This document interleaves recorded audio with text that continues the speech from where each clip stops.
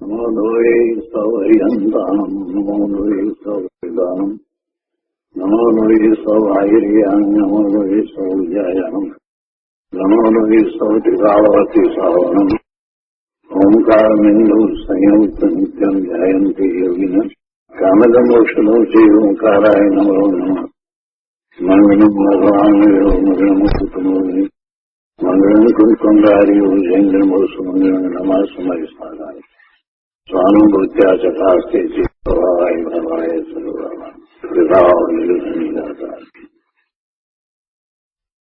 નિયમસાર ભગવાન કુંકુંદાચાર્ય રચિત નિયમસાર તથા મુનિવર પદ્મ પ્રભુમલધારી દેવ રચિત તાત્પર્ય વૃત્તિ ટીકા એનો સ્વાધ્યાય ચાલે છે. એમાં આપણે ગાથા 11 અને 12 નો સ્વાધ્યાય પૂરો કર્યો છે. હવે આ ગાથા પછીથી મુનિવર 5 શ્લોક કહે છે, 5 કળશ કહે છે. તો કળશ 18મો. ઇતિ નિગદિત ભેદ જ્ઞાનમ અસાધ્ય ભવ્ય પરિહરતુ સમસ્તમ ઘોર સંસાર મૂલમ સુકૃતમ અસુકૃતમ વા દુઃખમ ઉચ્ચૈઃ સુખમ વા તત ઉપરી સમગ્રમ શાશ્વતમ સમ પ્રયાતિ. 18મા કળશના અર્થમાં કહે છે કે એ રીતે કહેવામાં આવેલા ભેદોના જ્ઞાનને પામીને, જો 10મી ગાથાના ભાવાર્થમાં ભેદ સમજાયા અને એનો વિસ્તાર એ 11મી અને 12મી ગાથામાં કરવામાં આવ્યો. શેના ભેદની વાત છે? ઉપયોગના ભેદ. અને ઉપયોગ 2 પ્રકારનો કયો? તે પૈકીથી જ્ઞાન ઉપયોગના ભેદની વાત કરી. દર્શન ઉપયોગની વાત તો હજી બાકી છે. જ્ઞાન ઉપયોગના ભેદ 11મી અને 12મી ગાથામાં કહેવામાં આવ્યા. એટલે એ ભેદના જ્ઞાનને પામીને ભવ્ય જીવ ઘોર સંસારના સમસ્ત સુકૃત કે દુષ્કૃતને, સુખ કે દુઃખને અત્યંત પરિહરો. સુકૃત કે દુષ્કૃત એટલે કે શુભ કે અશુભ કાર્ય, શુભ કે અશુભ, અને સુખ કે દુઃખ એને અત્યંત પરિહરો. શુભાશુભને પણ પરિહરો અને સુખ દુઃખની જે કલ્પના છે એને પણ છોડો. બંનેને પરિહરો એટલે બંનેને છોડો. તેનાથી ઉપર એટલે કે તેને ઓળંગી જઈને, તેનાથી ઉપર અર્થાત તેને ઓળંગી જઈને જીવ સમગ્ર પરિપૂર્ણ શાશ્વત સુખને પામે છે. પહેલા ઉપદેશ આપ્યો અને પછી એ ઉપદેશનું પ્રયોજન સમજાવ્યું. ઉપદેશ તો એમ આપ્યો કે આ જે ભેદની વાત કરી, જ્ઞાનના ભેદ સમજાવ્યા, તો એ ભેદને સમજીને જે ઘોર સંસારનું મૂળ છે એવા શુભાશુભ ભાવ અને સુખ દુઃખની કલ્પનાને છોડો. આ ઉપદેશ આપ્યો અને પછી એનું પ્રયોજન સમજાયું કે એ છોડવાનું પ્રયોજન શું છે? તો કે તેનાથી ઉપર જઈને અર્થાત એ બધાને ઓળંગી જઈને જીવ શાશ્વત સુખને પામે છે. એટલે પહેલી શરૂઆત તમારે શુભાશુભ ભાવને છોડવા, સુખ દુઃખની કલ્પનાને પણ છોડવી, અને પછી પુરુષાર્થમાં આગળ વધવામાં આવશે તો શાશ્વત સુખની પ્રાપ્તિ થશે. તો આ ભેદ જાણીને આ કરવાનું છે. ભેદ કઈ યાદ રાખવા માટે જાણવાના છે એમ નથી. જે ભેદની વાત સમજાવી એ ભેદ માત્ર જાણવા માટે છે એમ નથી. તો બધાને આવડે છે. મતિ જ્ઞાન, શ્રુત જ્ઞાન, અવધિ જ્ઞાન, મનોપર્ય જ્ઞાન, કેવળ જ્ઞાન, આ બધું આમ નામ તો આવડે છે, પણ એની સાથે જે વાત સમજાવી એ વાતને સમજી અને શુભાશુભ ભાવને છોડવાના છે. કેમ કે એ તો આત્માના જ્ઞાન ગુણને અનુસરીને થતો ઉપયોગ છે.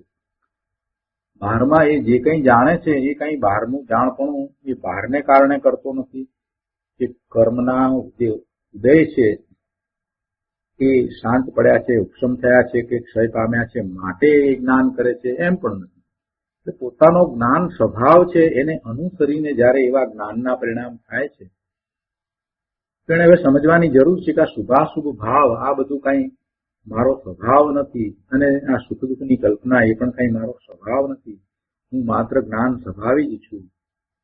એમ એ બધાથી ઉપર ઉઠીને, એ બધાથી આગળ જઈને, એને ઓળંગી જઈને પોતે પુરુષાર્થ કરે છે તો પહેલા સમ્યક્ત્વ પ્રગટ કરે છે અને પછી આગળ વધતા એ કેવળ જ્ઞાન પ્રગટ કરે છે, શાશ્વત સુખને પામે છે.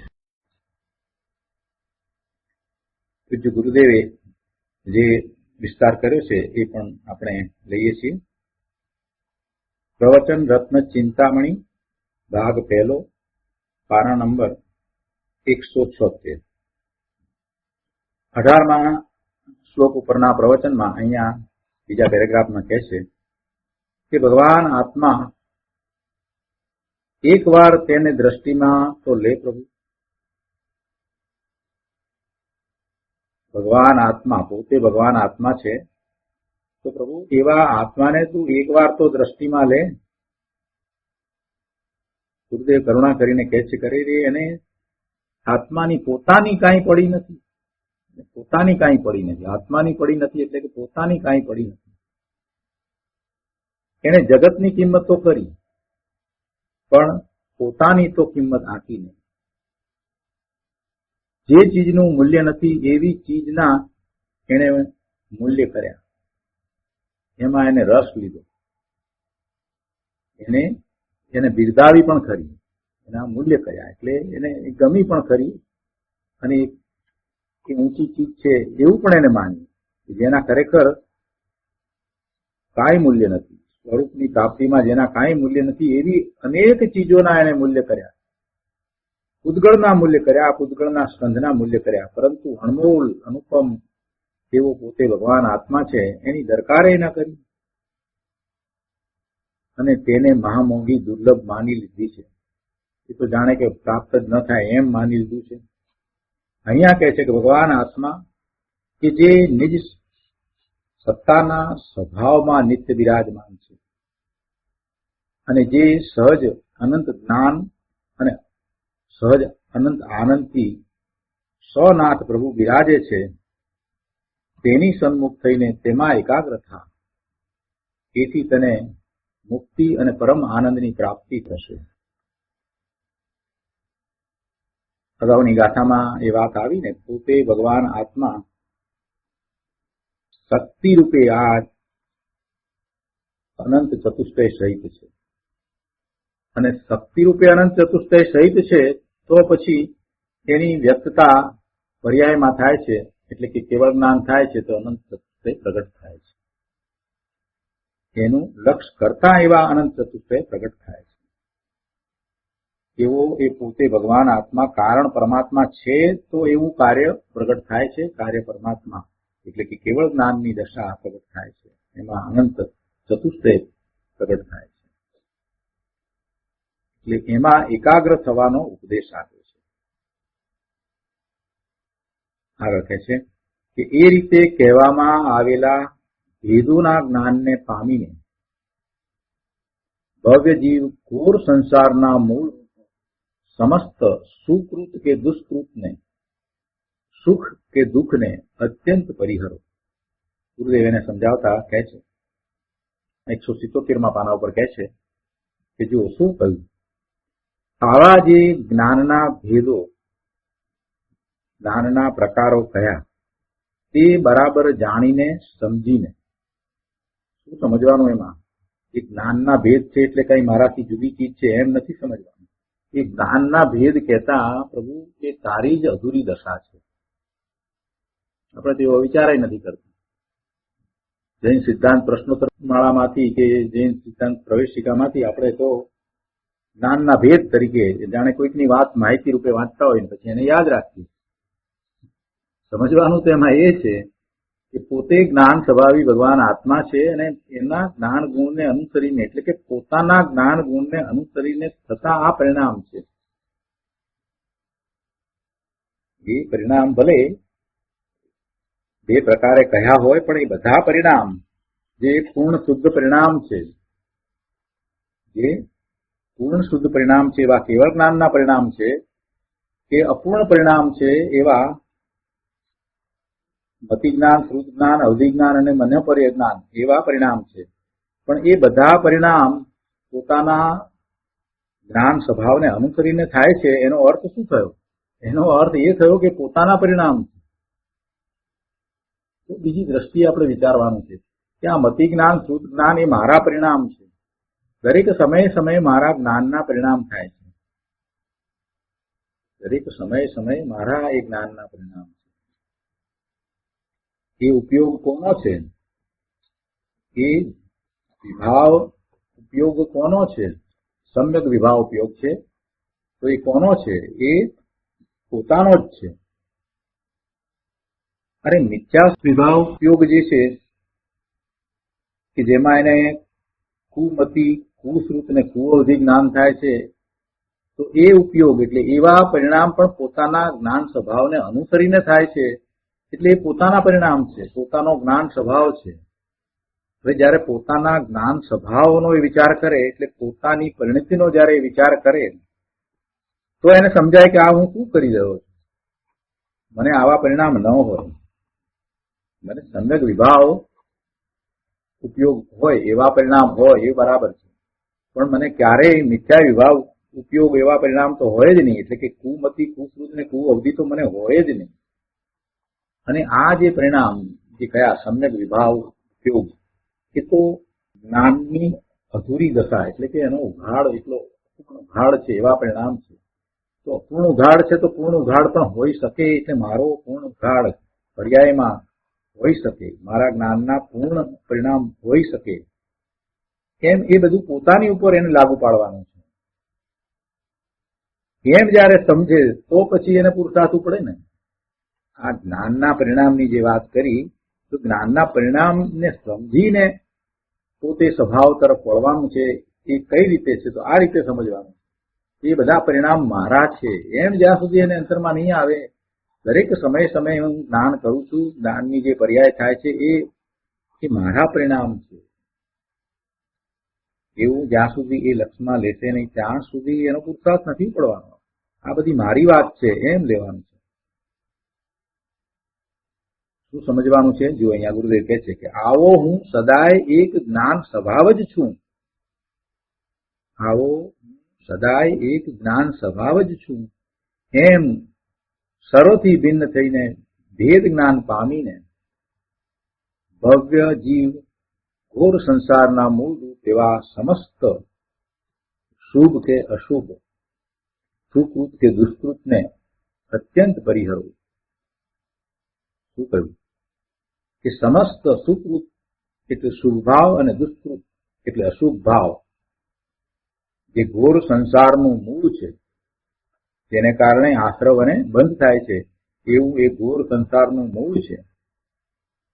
શુભ ભાવ, અશુભ ભાવ કયા? એટલે હિંસા, જૂઠ, ચોરી, કુશુલ, કામ. હિંસા, જૂઠ, ચોરી, કુશી, કામ, ભોગની વાસના, ક્રોધ, માન, માયા અને લોભ ઇત્યાદિ એ પાપ ભાવ તે દુષ્કૃત છે. અને દયા, દાન, વ્રત, ભક્તિ, પૂજા ઇત્યાદિ પુણ્ય ભાવ તે સુકૃત છે એટલે શુભ ભાવ છે. તો એ બે સુકૃત અને દુષ્કૃત એ બંને ઘોર સંસારનું કારણ છે. અહીં પુણ્ય ભાવને પણ ઘોર સંસારનું મૂળ કહ્યું છે, કેમ કે તે પરભાવ છે ને, તેનાથી આશ્રવને બંધ થાય છે, માટે તે ઘોર સંસારનું મૂળ છે. એટલે બંનેને છોડો, બંનેને પરિહરો, સુકૃત અને દુષ્કૃત બંનેને પરિહરો, અને પોતે માત્ર જ્ઞાન સ્વભાવ છે એમ દ્રઢ કરી અને સ્વરૂપ તરફ વળો. આગળ કહે છે કે ઘોર સંસારના મૂળ એવા સમસ્ત સુકૃત કે દુષ્કૃત અર્થાત શુભ કે અશુભ તેમજ સુખ કે દુઃખને અત્યંત પરિહરો. ગુરુદેવ કહે છે કે આ પૈસા, ઇન્દ્રિય આદિ સંજોગોમાં સુખ છે અને નરક આદિ સંયોગોમાં દુઃખ છે, એવી કલ્પનાને અર્થાત એવા કલ્પનાયુક્ત સુખ દુઃખને કહે છે કે અત્યંત પરિહરો. જો એ સુખ દુઃખ માની લીધેલા સુખ દુઃખ છે ને તો કલ્પના માત્ર છે, વાસ્તવમાં કઈ એ સુખ કે દુઃખ નથી. મિથ્યાત્વ સહિત ના એવા એ પરિણામ છે. મિથ્યાત્વ નથી તો એ પરિણામમાં સુખ કે દુઃખની કલ્પના રહેતી નથી. ભલે ને ગમે તેવો અસાતા વેદનીનો ઉદય હોય કે સાતા વેદનીનો ઉદય હોય, પણ જ્યાં સુધી મિથ્યાત્વ છે ત્યાં સુધી જ સાતા વેદનીમાં સુખ અનુભવાય અને અસાતા વેદનીમાં દુઃખ અનુભવાય. પણ મિથ્યાત્વ ચાલી ગયું છે, મિથ્યાત્વ રહ્યું નથી, તો એને પછી એ અસાતાના ઉદયો કઈ દુઃખી કરતા નથી કે સાતાના ઉદયો કઈ સુખી કરતા નથી. એટલે એ વાત અહીંયા કરી છે કે એ બધું એને કલ્પનામાં માની લીધેલું છે.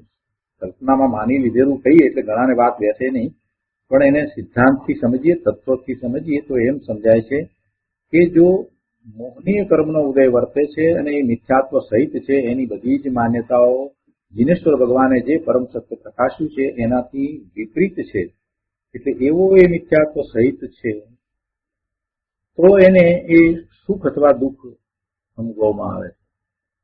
અન્યથા એનાથી એ પોતે જુદો જ પોતાના અંદરમાંથી આવતા શાશ્વત સુખને એ અનુભવે છે અને એની દ્રષ્ટિ ત્યાં જ રહે છે. અસાતા વેદનીયનો ઉદય મુનિને ગમે તેવો હોય, તે છતાંય મુનિ તો પોતે પોતાના સ્વરૂપને વિશે લીનતા કરી રહ્યા છે, એટલે આનંદમાં જ છે. એનો અર્થ શું થયો કે મોહનીએ ગયું છે, મુનિને તો કસાઈની 3 ચોકડીનો ભાવ થયો છે, અને જે પ્રમાણે કસાઈની 3 ચોકડીનો ભાવ થયો છે તો એના પ્રમાણમાં જે 9 પ્રકારના 9 કસાય છે એ પણ એટલા જ મંદ પડ્યા હોય. પછી તો શું બાકી રહ્યું છે? સંજોલન કસાયના ક્રોધ, માન, માયા, લોભ એ તો અતિ અતિ અતિ અતિ અતિ અલ્પ કસાય છે, મંદ કસાય છે, અતિ અતિ મંદ કસાય છે. એવી જયારે દશા વર્તતી હોય ત્યારે પછી 12મા કર્મના ઉદય આવે તો કર્મના ઉદયો આવ્યા હોય અને અસાતાનો ઉદય હોય તો અસાતા વેદની કર્મના ઉદયને કારણે ધારો કે શરીરમાં કોઈ પીડા થતી હોય, તે છતાંય મુનિ પોતે પોતાના સ્વરૂપમાંથી આવતા અલૌકિક આનંદને વેદે છે. પેલી પીડાને વેદતા નથી, પીડાને તો માત્ર જાણે છે, પીડા નથી એમ નહીં. અસાતા વેદનીય કર્મના ઉદયને કારણે જે શરીરમાં પીડા છે એને એ જાણે છે, પોતાથી સ્પષ્ટ જુદું એને જાણે છે કે આ જે થઈ રહ્યું છે તે આ શરીરમાં થઈ રહ્યું છે અને હું એનાથી જુદો છું, અને પોતાને જે અતિન્દ્રિય આનંદનું વેદન છે, સુખનું વેદન છે, એને એ વેદે છે. એટલે જ્યાં સુધી મોહનીય છે ત્યાં સુધી શરીર સાથે એકત્વ છે ત્યાં સુધી જ એ દુઃખ લાગે છે. એ જ પ્રમાણે જે સુખની કલ્પના છે એમાં પણ એવું જ છે. જ્યાં સુધી મિથ્યાત્વ છે ત્યાં સુધી જ આ બાહ્ય પદાર્થો છે એમાં સુખની બુદ્ધિ છે. મિથ્યાત્વ ચાલ્યું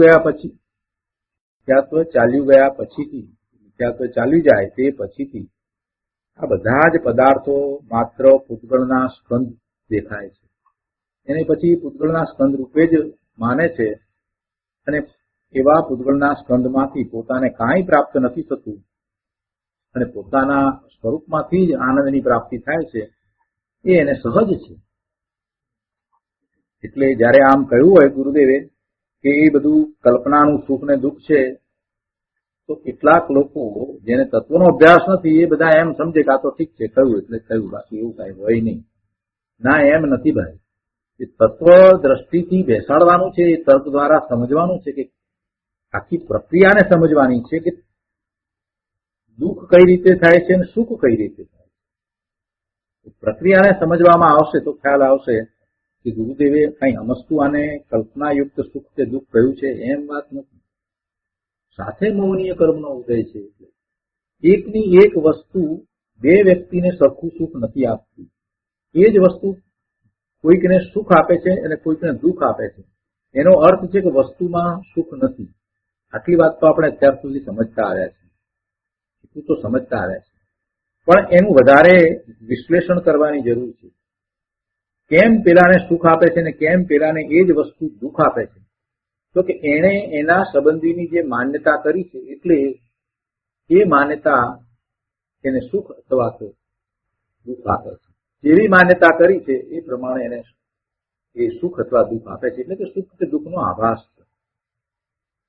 એક જ વસ્તુ છે, એક જ મીઠાઈ છે, એક જ મીઠાઈ છે. તો તે મીઠાઈમાં જેણે સુખની કલ્પના કરી છે એને એ મીઠાઈ આવતા સુખનું કારણ થાય, એટલે કે સુખનો આભાસ થાય. અને જેને એ મીઠાઈ બિલકુલ ભાવતી નથી, તો એ મીઠાઈ પીરસાતા તરત જ તેને નાકનું ફેરવું ચડે છે કે આ ક્યાં આવી, નથી ભાવતું, નથી ગમતી, તો એને એ દુઃખનું કારણ થાય.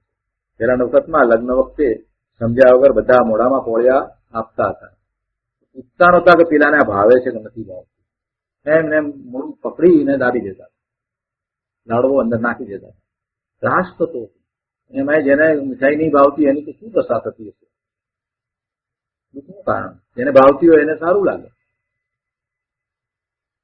વિચાર કરીએ ત્યારે ખ્યાલ આવે છે કે દરેક વસ્તુમાં સુખ દુઃખની આપણે કલ્પના કરી છે, અને એનું કારણ એટલું જ છે કે વસ્તુને આપણે વસ્તુ તરીકે જાણતા નથી. વસ્તુ જે પદાર્થ છે એ પૂતગળનો સ્કંદ છે એમ એનું યથાર્થ જ્ઞાન કરતા નથી, એટલે આ બધું બને છે. બીજી રીતે કહીએ તો મિથ્યાત્વને કારણે આપણને એમાં સુખ દુઃખની કલ્પના થાય છે. એ સાચા સુખ કે દુઃખ નથી.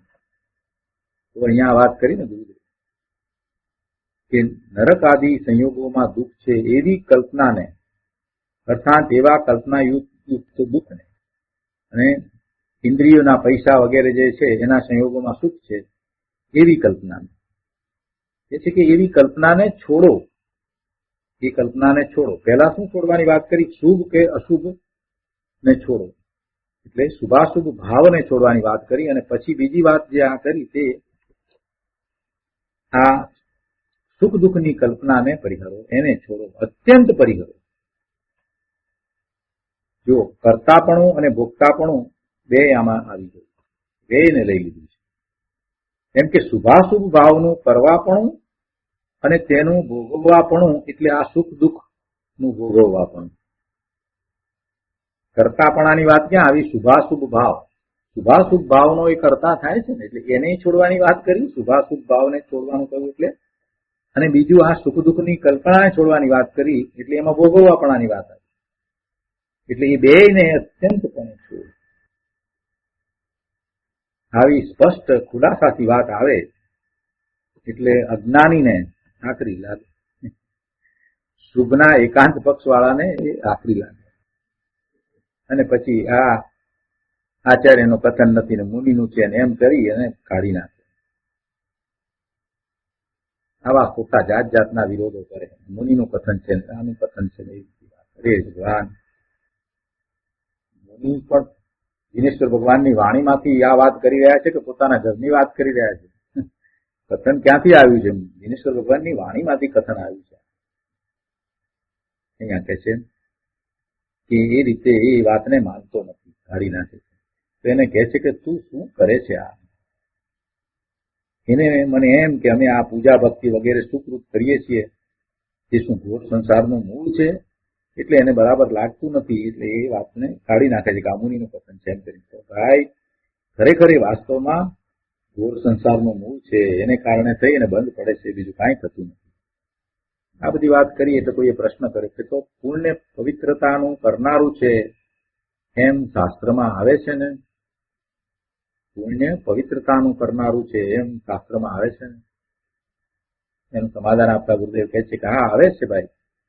ત્યાં પુણ્ય પાપને ઓછું કરે છે એ અપેક્ષાએ વ્યવહારથી કહ્યું છે. એટલે કે શુભ ભાવ હોય છે તો અશુભ ભાવ હોતો નથી. અશુભને ટાળવા એવો શુભ ભાવ હોય છે એ અપેક્ષાએ વાત કરી છે. એટલે પુણ્ય છે તે પાપને ઓછું કરે છે એ અપેક્ષાએ વ્યવહારથી કહ્યું છે કે પુણ્ય પવિત્ર છે.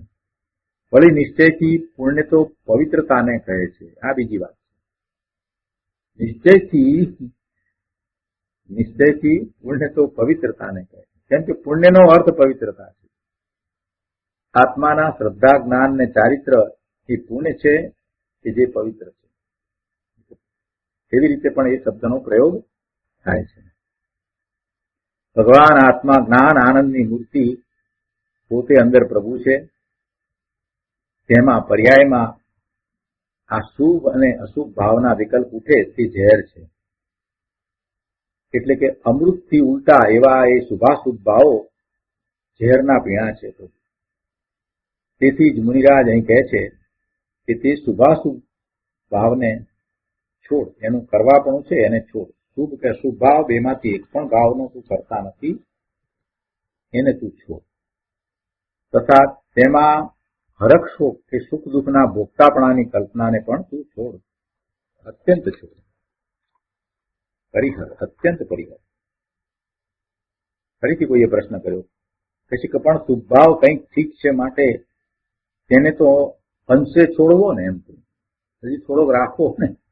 અમુક પ્રકારના શુભભાવ સારા છે, આવી માન્યતા પણ ઘણાની છે કે પૂજા ભક્તિ વિનય આ ભાવને ન છોડાય. પ્રભુ તરફના ભાવ છે ને એ તો સારા છે, એ રાખવાના. આવી માન્યતા વાળા ઘણા, લગભગ 99% લોકો. શુભને છોડવાનું કહીએ તો એમાં પાછા આ તો હોય. એટલે ભગવાનની ભક્તિને નથી છોડવાની વાત કરી, કેમ કે ભગવાનની ભક્તિ તો માર્ગ છે. આવી માન્યતા કરવા વાળા ઘણા જ. ભક્તિ એક માર્ગ છે, પરની ભક્તિ એને માર્ગ કયો. એમાં પાછા કૃપાળુદેવને ટાંકીને વાત કરે. કૃપાળુદેવને તું સમજ્યો નથી. કૃપાળુદેવે એમ નથી કહ્યું.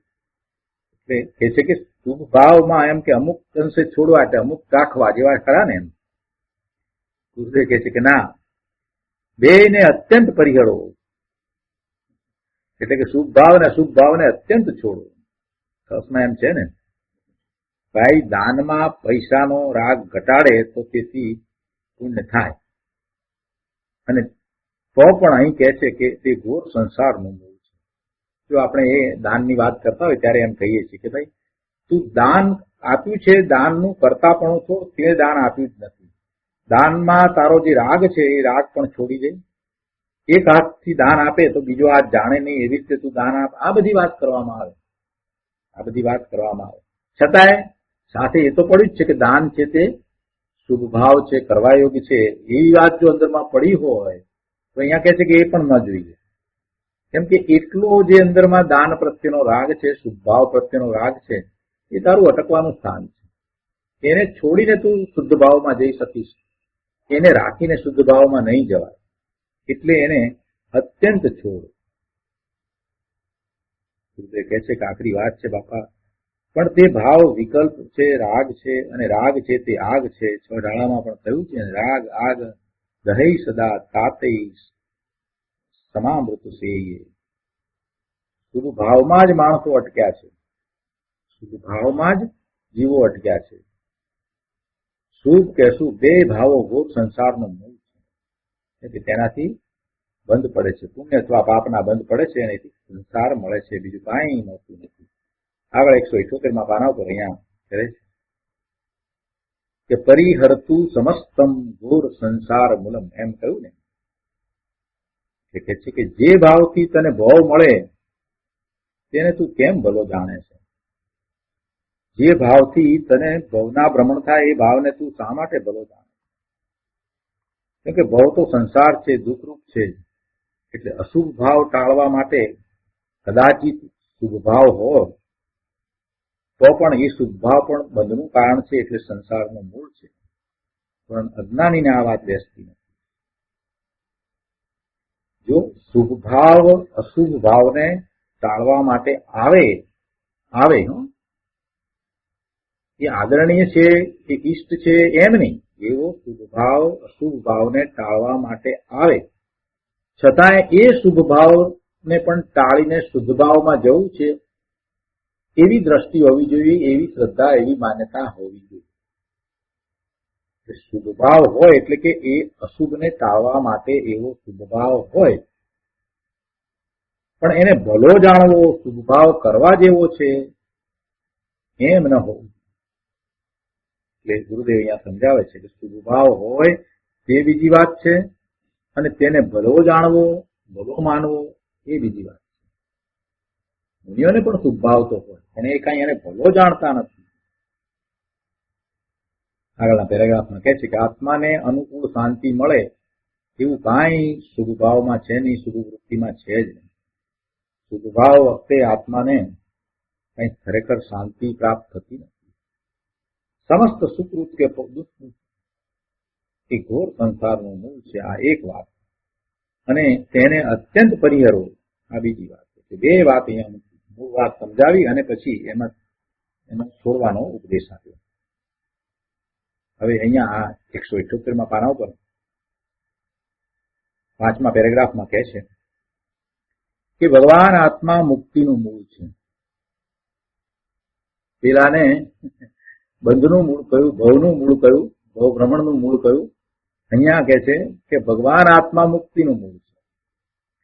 તો ભગવાન આત્મામાં જ્ઞાનના જે પ્રકારો કયા છે તેને યથાર્થ જાણીને, અર્થાત સર્વ ભેદોથી ભિન્ન એવા નિજ સહજ જ્ઞાન આનંદ સ્વરૂપને પામીને અંતરમાં વળવા અને ઠરવા, આ સમસ્ત શુભાશુભ ભાવને, હરખ શોકના ભાવને અત્યંત છોડી દે.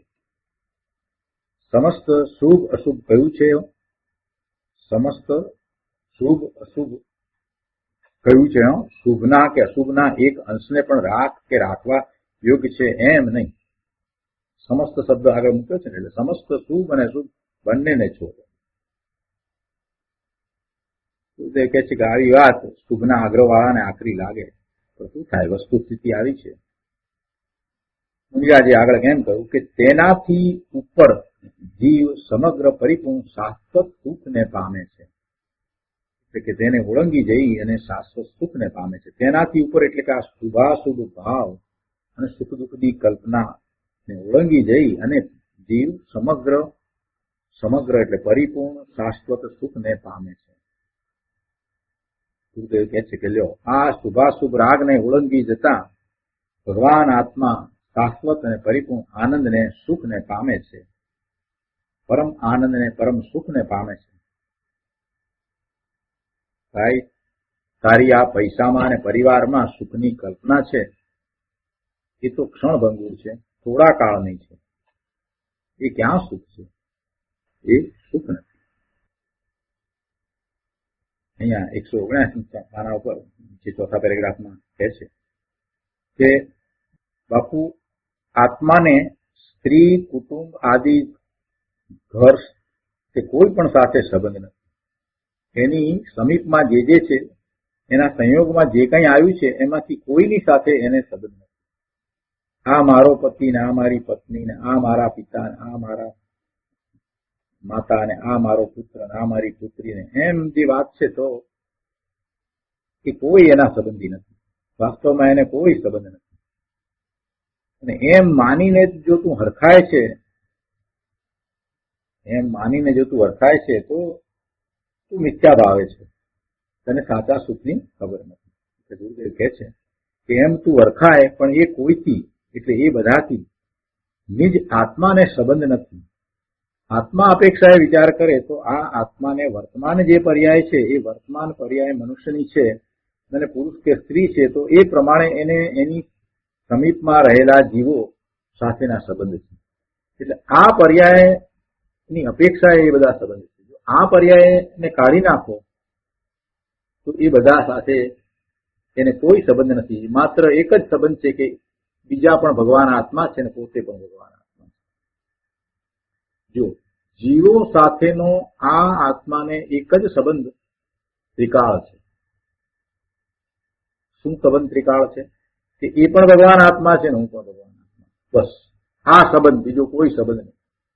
જીવ માત્ર ભગવાન આત્મા છે એટલે ગમે તે પર્યાયમાં જાય તો આ સંબંધ બરાબર એમ જ રહે. અને એ માન્યતામાં કાંઈ ભૂલ નથી. એ દેવની પર્યાયમાં જાય અને એની આજુબાજુમાં જે દેવ દેવીઓ બધા જે હોય, ઇન્દ્ર હોય, તો એ બધા સાથેનો એનો શું સંબંધ છે? તો એ પણ ભગવાન આત્મા છે, હું ભગવાન આત્મા છું. તિર્યંચમાં જાય તો પણ એમ જ છે, મનુષ્યમાં જાય તો પણ એમ. પણ આ જે સંબંધ આપણે પર્યાય પ્રમાણે જે લઈએ છીએ એ બધા સંબંધ જે છે તે વાસ્તવિક સંબંધ નથી. એ પર્યાયને કારણે એ સંબંધ છે. એ પર્યાયને કારણે સંબંધ છે કે આ મારી પત્ની છે કે આ મારા પતિ છે, આ મારો પુત્ર છે કે મારી પુત્રી છે. એ તો આ પર્યાય જેટલો સંબંધ. આ વર્તમાન પર્યાય પૂરી થતા આ જીવ બીજી ગતિમાં જશે પછી આ બધા સાથેનો એનો સંબંધ તો રહેશે નહીં. અને જો આ બધા સાથેનો સંબંધ એને જો એ પકડી રાખે તો શું દશા થાય? જરાક 2 મિનિટ વિચાર કરીએ તો આપણને ખ્યાલમાં આવે કે આપણે અનંત ભાવ કર્યા અને અનંત ભાવમાં આપણા કેટલા સ્નેહી સગા માતા પિતા કેટલા થયા. એમાંથી જો આપણે 50 ભાવના માતા પિતા સગા સંબંધી સ્નેહીઓનો વિચાર કરીએ, આપણને એવું જાતિનું જ્ઞાન થાય 50 ભાવનું, તો કેટલા થાય? કેટલા જીવો સાથે આપણે સંબંધમાં આવ્યા હોય. અને એમાંના કેટલાક સંબંધો તો એવા હોય કે એક વખત જે આપણી પુત્રી બની હોય એ બીજી વખત આપણી માતા પણ બની હોય, ત્રીજી વખત પત્ની પણ બની હોય, આવું પણ બન્યું હોય. એટલે એ સંબંધ જ નથી બરાબર. અને એ સંબંધને માનીને જો આપણે સુખી કે દુઃખી થઈએ તો દુઃખ સિવાય બીજું કાંઈ પ્રાપ્ત ન થાય. એ સંબંધ પ્રમાણે જેટલા જીવો છે એ બધા જીવો કોઈક ને કોઈક ઉપાધિમાં દુઃખમાં તો હશે જ. એમાંથી કોઈને મોટી ઉપાધિ હશે, કોઈને વધારે દુઃખ હશે, કોઈને ઓછું હશે. તો પછી આપણે તો દુઃખી થઈ જઈએ. 50 ભાવના કેટલા હોય? ઓછામાં ઓછા 20 ગણીએ તો 1000 થયા. હવે 1000 જીવ સાથેના સંબંધનો વિચાર કરી અને એમાંથી આ 50મા ભાવમાં મારી માતા હતી ને આ 23મા ભાવની અંદર મારા પિતા હતા ને આ 28મા ભાવમાં મારી દીકરી હતી, એ બધાને અત્યારે કેન્સર થયા છે, અથવા તો એમાંના અમુક જે છે તો એ પિરિયન્સમાં છે, તો અમુક આમાં છે કે આ છે, તો આપણી તો દશા શું થઈ જાય? આપણી શું દશા થાય? આ વિચાર કરવા જેવો છે કે આપણને જો જાતિસ્મરણ જ્ઞાન થાય ને ઘણા બહુનું જાતિસ્મરણ જ્ઞાન થાય તો શું દશા થાય? આપણે દુઃખી થઈ જઈએ. પણ એ તો એ પર્યાયનો સંબંધ. એટલે એ સંબંધને સ્થાને આપણે એમ રાખીએ કે એ વખતે એ પર્યાયમાં એમના પણ એવા પુણ્ય અને પાપના ઉદય વર્તતા હતા જેવા આપણા અમુક હતા. એટલે આપણે સાથે હતા, બસ એટલું. આપણે સાથે હતા. પણ એ પણ ભગવાન આત્મા અને આપણે પણ ભગવાન આત્મા, અને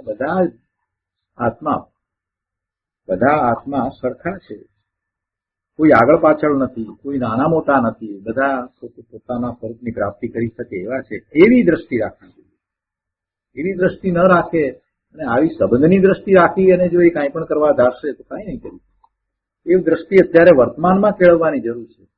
આપણી સાથે રહેલા આપણા પુત્ર પુત્રી, પુત્રવધુ કે જમાઈ કે જે છે તે બધા સાથેનો આપણો એવો જ વ્યવહાર હોવો જોઈએ કે બધા ભગવાન આત્મા છે. આપણે એમને શા માટે નાના માનીએ? આપણે શા માટે એને અણસમજુ માનીએ? આપણે એમ શા માટે માનીએ કે એના કરતા આપણને વધારે ખબર પડે? બધા ભગવાન આત્મા, બધા એકી સાથે અનંત કાળથી છીએ તો છીએ. કોઈ આગળ પાછળ છીએ એમ પણ નથી, કોઈની ઉત્પત્તિ થઈ છે એમ પણ નથી. એટલે એ બીજા જીવ છે, એ બીજું દ્રવ્ય, જીવ દ્રવ્ય પણ એ બીજું. તો એ બધાથી મને કઈ સુખ થાય એવી કલ્પના ન હોય તો છોડી દે. એમ અહીંયા કહે છે.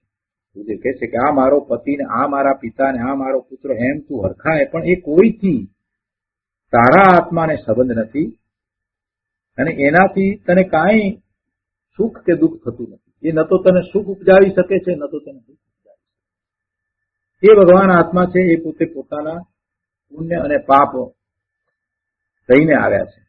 પોતાના પુણ્ય અને પાપના ઉદયો લઈને આવ્યા. અને તારા સંયોગોમાં એ અમુક વખતે છે તો છે, પણ એમાં તું સુખ દુઃખની કલ્પના કરે છે એ વાત બરાબર નથી. કે એ તો બધું સંયોગમાં કલ્પનાથી માનેલું સુખ છે જે ક્ષણમાં નાશ પામી જાય છે. કેમ કે જેનો સંયોગ છે એનો વિયોગ થાય જ છે. સંયોગી ચીજ છે એ કાયમ રહેતી નથી. કેમ કે જે સંયોગે એ આવી છે તો એ સામે વિયોગ એનો થવાનો જ છે. જે હતી નહીં અને એનો સંયોગ થયો છે તો એનો વિયોગ થાય જ છે. એટલે એ ક્ષણમાં નાશ પામી જાય છે.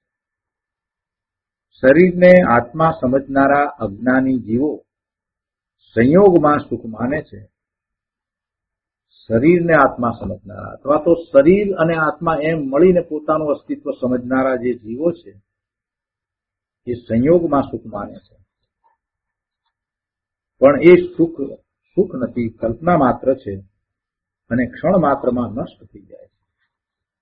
તેથી અહીં કહે છે કે શુભાશુભને અને હરખ શોકના ભાવને ઓળંગી જઈને, એટલે કે કરતા ભોગતા ભાવને ઓળંગી જઈને સંસાર રૂપી વેલને છેદી નિજ જ્ઞાન આનંદ સ્વરૂપના શ્રદ્ધા જ્ઞાન અને રમણતા દ્વારા શાશ્વત સાદી અનંત અને પરિપૂર્ણ એવા સુખને પ્રાપ્ત કરો, એવી વાત કરી છે.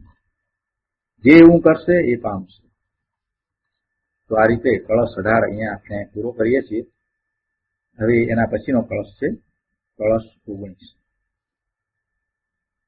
મુનિવર પદ્મ પ્રભુમલધારી દેવ અહીંયા કળશ 19માં કહે છે, પરિગ્રહ આગ્રહમ મુક્ત્વા તૃત્વોપેક્ષા ચ વિગ્રહે નિર્વ્યગ્રપ્રાય ચિન્હ માત્ર વિગ્રહમ ભાવ એદ બુધ.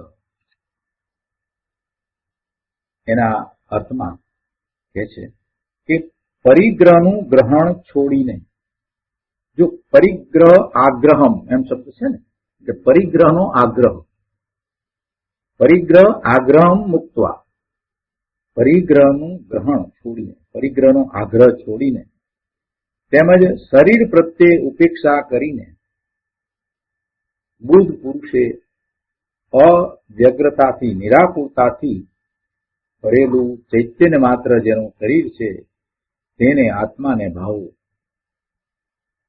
આત્માને અહીંયા ચૈતન્ય માત્ર શરીર એમ કહેવાય. ચૈતન્ય માત્ર જેનું શરીર છે એવા આત્માને ભાવવું.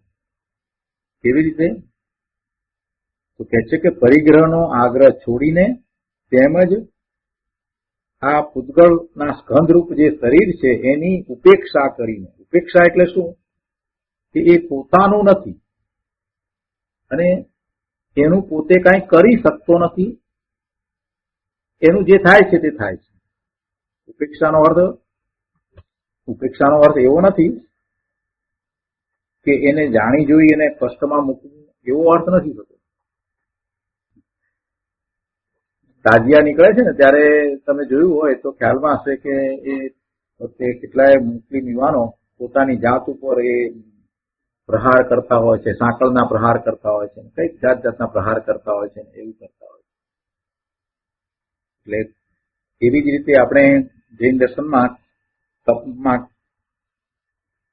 કાયા ક્લેશની વાત આવે તો પણ એવો કઈ અર્થ નથી થતો કે કાયા ઉપર કાંઈ એવું કરવું, એવો અર્થ નથી થતો. પણ કાયાને પોતાની ન માનવી, કાયાને સ્વતંત્ર માનવી અને કાયાનું પરિણમન જે છે તે સ્વતંત્ર થઈ રહ્યું છે. પ્રતિક્ષણ કાયામાં જે કાંઈ થઈ રહ્યું છે એ એના કારણે સ્વતંત્ર થઈ રહ્યું છે ને પોતે કાયાથી જુદો છે. એટલે કાયામાં હું કાંઈક કરું એવા ભાવને છોડવો, એમ એની ઉપેક્ષા.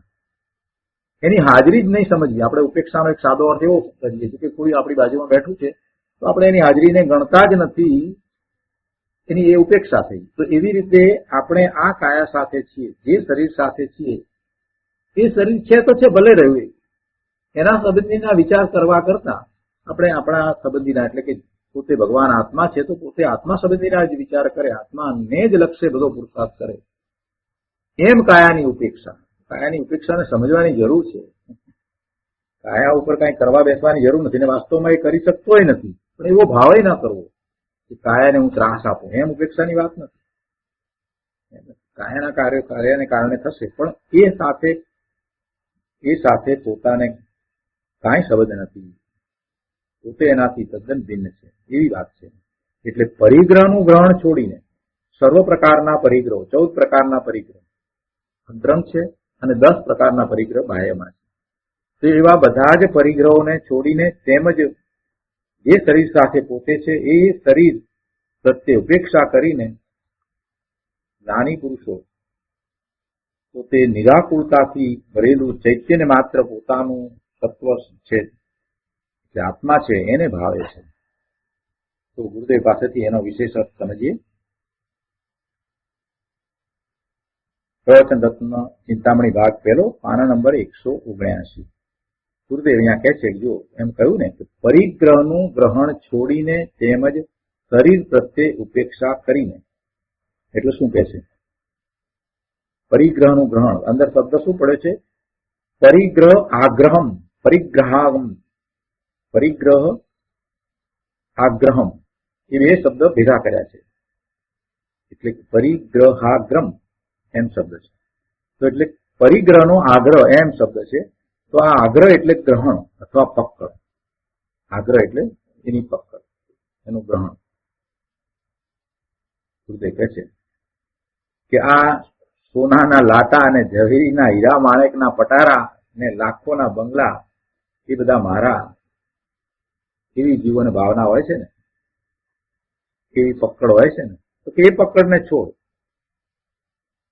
આ જર ઝવેરાત, આ બંગલા, ગાડી, ફોન, કોમ્પ્યુટર, આ બધું મારું, એ બધી પકડને તું છોડ. એ મારાપણાની પકડ થઈ ગઈ છે તને. એ ક્યાં તારા છે? એ તારા ક્યાં છે? એ તો જુઠ્ઠી પકડ છે. એ તો તને એમાં મમતા છે, એના પ્રત્યે તને ખૂબ મહત્વ છે.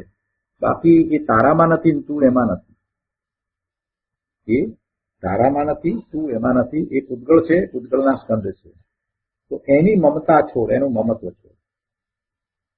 વસ્તુ તો ત્યાં ને ત્યાં જ રહેશે. પરિગ્રહ કઈ વસ્તુ નથી, પદાર્થો પરિગ્રહ નથી, પણ પદાર્થોને રાખવાનો ભાવ, પદાર્થોમાં મમત્વનો ભાવ, પદાર્થોમાં ઈષ્ટ બુદ્ધિ, એ પરિગ્રહ છે. પદાર્થો મને ઉપકારી છે, પદાર્થો છે આ બધા તો મને સારું છે. પદાર્થોમાં સુખની બુદ્ધિ, ઈષ્ટ બુદ્ધિ, પદાર્થોને રાખવાનો ભાવ, પદાર્થોને પ્રાપ્ત કરવાનો ભાવ, આ બધું પરિગ્રહ છે. એ બધા ભાવને છોડવા.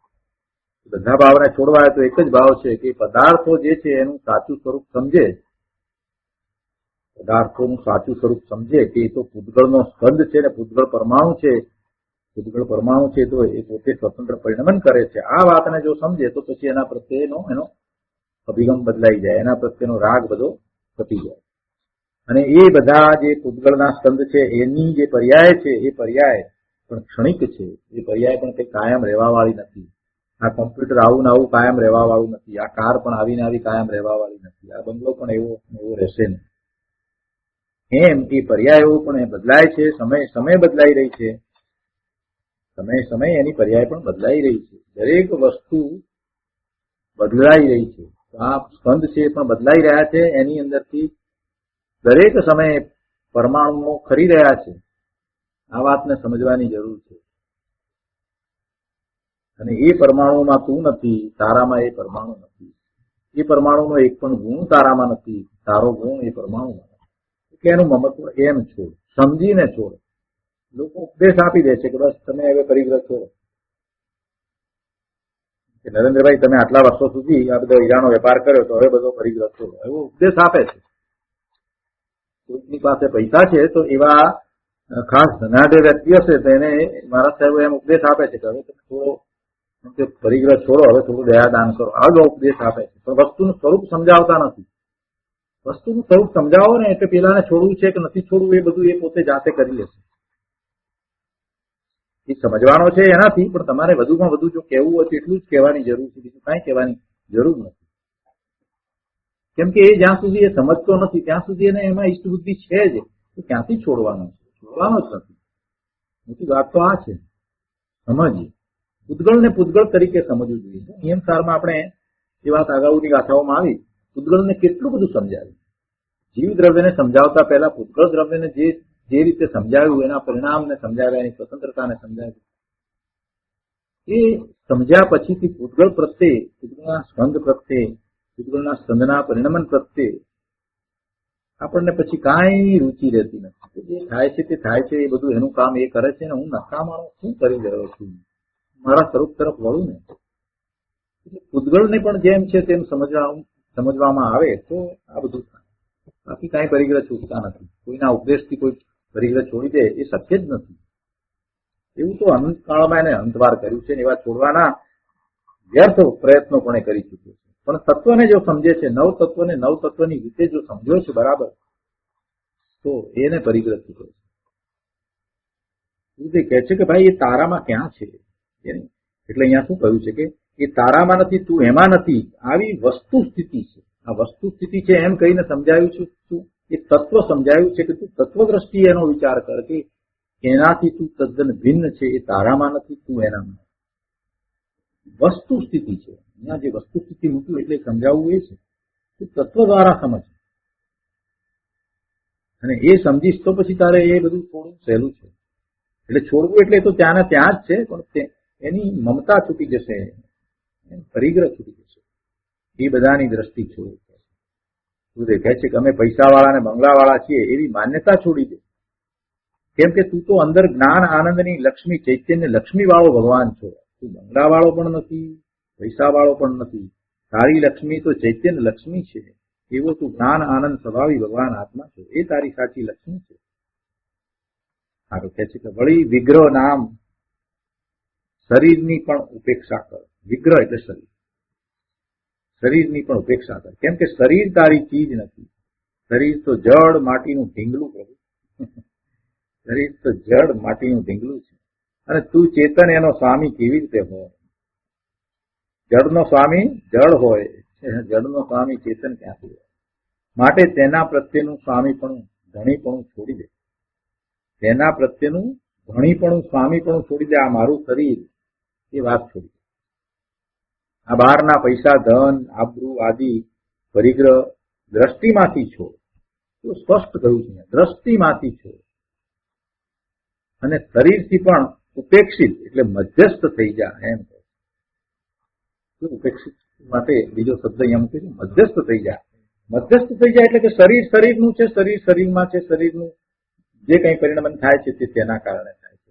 એનાથી જુદું હું જીવ દ્રવ્ય છું તો મારું પરિણમન જુદું છે. એમ મધ્યસ્થ પણ જે દ્રવ્ય જેમ છે તેમ સમજવું, એ મધ્યસ્થ પણ છે.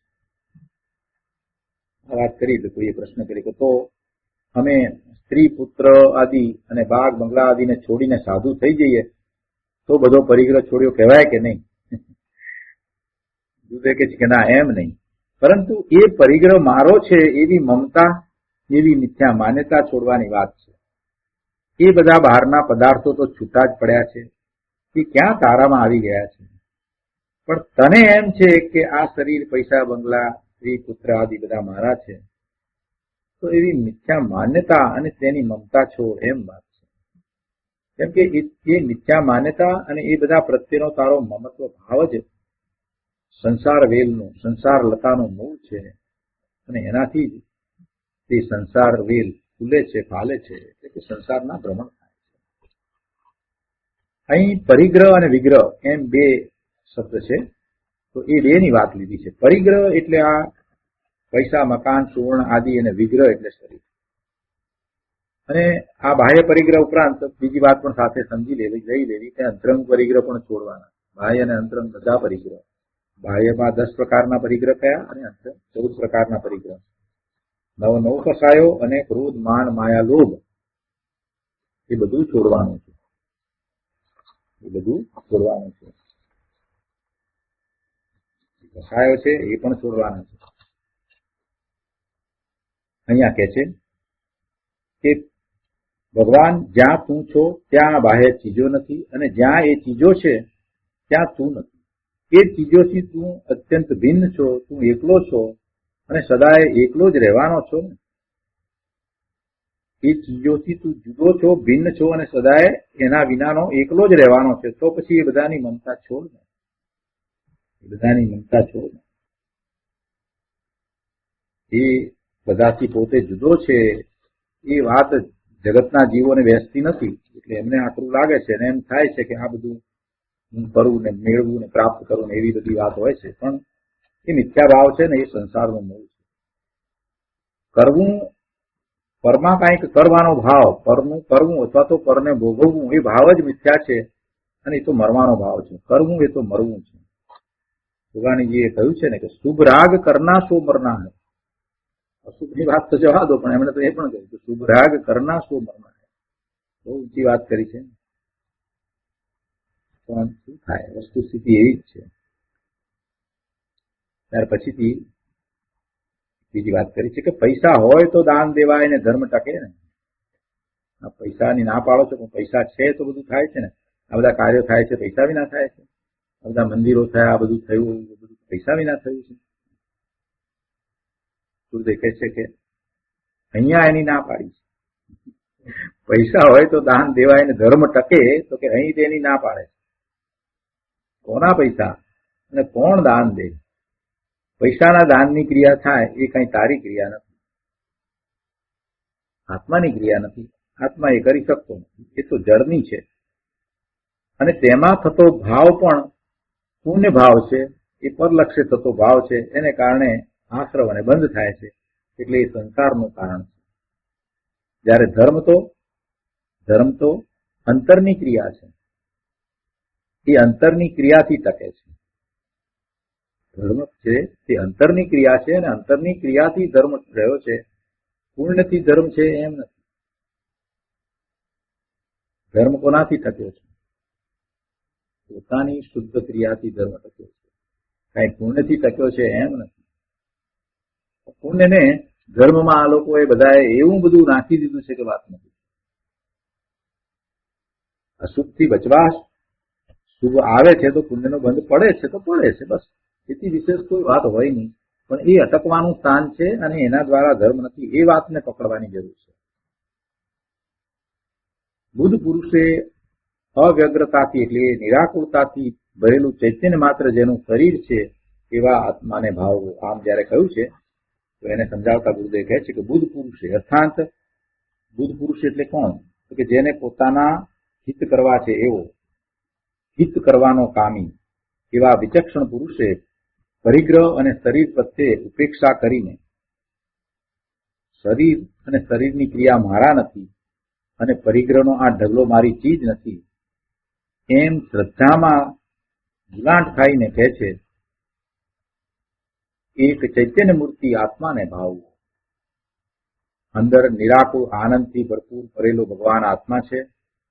આ શરીર અને પરિગ્રહ તો આકુલતાના સ્થાન છે.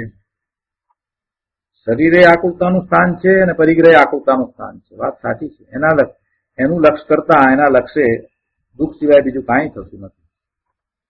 જ્યારે અંદર ભગવાન આત્મા પૂર્ણ આનંદ પ્રભુ સહજ નિરાકુલ સ્વરૂપ છે, અવ્યગ્રતાથી ભરેલો છે, નિરાકુલ છે. આત્મા ચૈતન્ય મૂર્તિ પ્રભુ અવ્યગ્રતા અનાકુલતાથી ભરેલો ભગવાન છે. નિર્વ્યગ્ર એટલે અવ્યગ્રતા અનાકુલતા, પ્રાય એટલે સહિત એટલે એમ અર્થ કર્યો કે આત્મા ચૈતન્ય મૂર્તિ પ્રભુ અવ્યગ્રતા એટલે અનાકુલતાથી ભરેલો ભગવાન છે. તેથી બુદ્ધ પુરુષે ચૈતન્ય માત્ર જેનું શરીર છે એવા ભગવાન અનાકુલ સ્વરૂપ આત્માને ભાવવો, અર્થાત તેમાં એકાગ્રતા કરવી, એમ ઉપદેશ છે. આત્મા જ્ઞાન શરીર છે. આ અંદર રહેલું સહજ જ્ઞાન આત્માનું શરીર છે. આ બહારમાં શરીર છે એ તો ધૂળ માટીનું જળ પિંડલું છે, અને અંદર જ્ઞાનનો પુંજ, જ્ઞાનની મૂર્તિ એ તારું શરીર છે. તો તેને ભાવવો, તેમાં એકાગ્ર થવું, એમ કહે છે. તો આ રીતે આપણે 19મો શ્લોક પણ અહીંયા પૂરો કરીએ છીએ. આજનો સ્વાધ્યાય અહીંયા સુધી રાખીએ છીએ. હવે સુખધામ બોલીએ. સુખધામ અનંત સુસંત ચરી દિન રાત રહે તદ ધ્યાનમહી પ્રકાંતિ અનંત સુધામય જે પ્રણમુ પદતે વરતે જયતે પ્રણમુ પદતે વરતે જયતે